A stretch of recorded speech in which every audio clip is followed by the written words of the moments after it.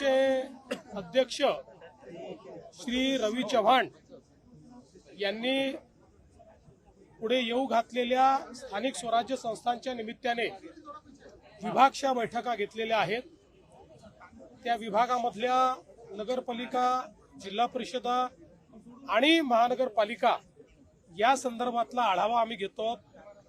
तिथली संघटनात्मक परिस्थिती, तिथली बूथची रचना, तिथल्या मागच्या निवडणुकीतली काय परिस्थिती होती, आता या निवडणुकीत काय परिस्थिती आहे, युती कशी करायची, युती कुठे कुठे होऊ शकते, अशा सगळ्या गोष्टींचा आढावा आणि एक प्रकारे पुढचं मार्गदर्शन करण्याचा आम्ही प्रयत्न करतो।